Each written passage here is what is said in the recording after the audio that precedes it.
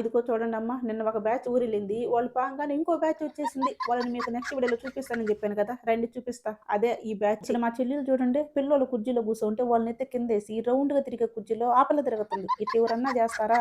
సరే ఇక్కడ మా పెద్దమ్మ కోసం నేను రసం పెట్టి చిక్కుడుగాయ తాలింపు జేస్తే తాలింపంతా తినేసి రసం బాగలేవని అందరికి జెప్తుంది.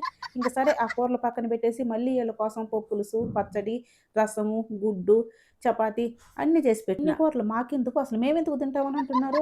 ఏం చేద్దాం ఇట్టాంటోళ్ళని. ఇక మావోడు వచ్చే చుట్టాలొస్తుండారు, పోయే చుట్టాలు పోతా ఉండారు. ఏందిరా ఇదంతా అని చెప్పి తలకింద చేయి పెట్టుకొని ఆలోచిస్తా ఉన్నాడు. మా వోళ్ళు చూడండి ఏం చేస్తున్నారా అందరూ తినేసి ఎక్కడ పడ్డ వాళ్ళు అక్కడ పడుకొని కబుర్లు చెప్పుకుంటున్నారు. ఇంక ఈడైతే నేను చేసిన గుడ్డు కూర కడుపులో ఎగరతా ఉందంట. మైకేల్ జాక్సన్ లాగా స్టెప్పులేస్తున్నాడు. ఈ డాన్స్‌ని మనం చూడలేమయ్యా. ఇప్పటిదాకా డాన్స్ చేసిన కళాకారుడు ఈయనే. మీరు కూడా బాగా చూడండి. ఇంక నీలమ్మ వచ్చేటప్పుడు ఈడు బట్టలు మర్చిపోయిందంట. అందుకని మా పెద్దోడు బట్టలేసేలేకే కుంఫు మాస్టర్‌లాగా ఇంకా చాలా విచిత్రాలున్నాయి. నెక్స్ట్ వీడియోలో చూపిస్తాను. ఈ వీడియో గనుక మీకు నచ్చితే ఒక చిన్న లైక్ ఇవ్వండి.